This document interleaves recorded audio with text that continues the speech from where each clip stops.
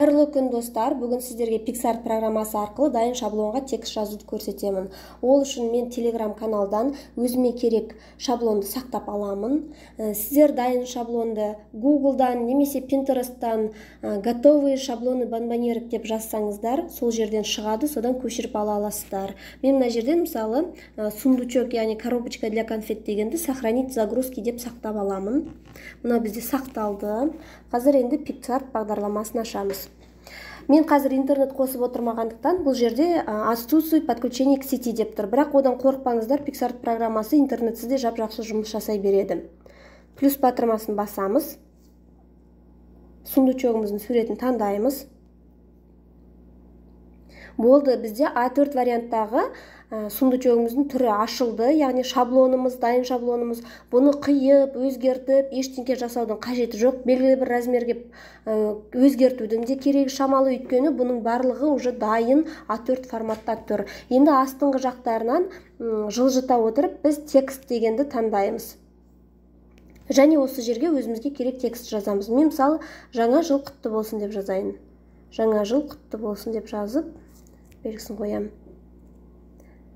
Енді қараңыздар, осы сөз пайда болған кезде астыңғы жағындағы стрелочка тұр, сөздің границасының жанында. Оны үлкейтіп кішірейтсек, сөзіміз үлкейеді, кішірейеді. Және осы сөздің жоғарғы шетінде дөңгелектеу стрелочка тұр. Оны жылжытсақ, бұл біздің немемізді, яғни поворот дейміз ғой, поворот жасайды біздің сөзіміз.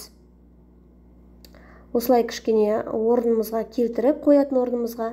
Мына жанындағы сызықша тұр, қара сызықша көк обрамлениясымен соны былай созсақ, ол бір жолға сияды. Оны кішірейтсек, осылай 3 жол немесе 1 жол өзгертуге болады.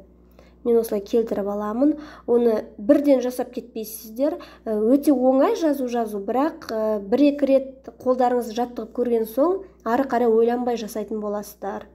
Егер PicsArt'тың өзінің шрифтін таңдайтын болсаңыздар, қазақша Q, O деген әріптер баспа әріп болып кетеді. Сондықтан өзіңіздің қазақша шрифттарыңызды көшіресіздер. Міне осылай жазуын жазып алдық. Оны орнын сәл жылжытуға болады, осылай қойып. Енді осы тексттің астыңғы жағын қарасақ, астыңғы жағында цвет деген бар, яғни түсін өзгертуге болады осы сөздің. Қызыл болса бірге сливать кетеді, мысалы, оны өздеріңіз таңдап аласыздар енді шаблондарыңыздың түріне қарай.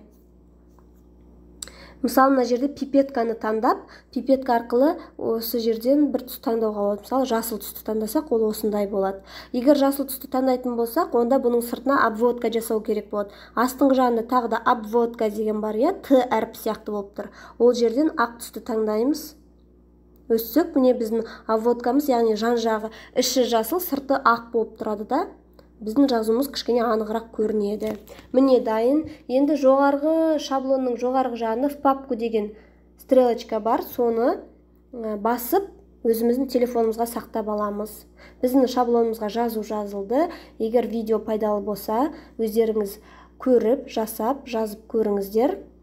Өте оңай жазылуы. Ары қарай PicsArt бағдарламасымен жұмыс жасауды кейінгі видеоларда көрсететін боламын. Видео ұнаса лайк басып, каналға тіркеліп қойыңыздар.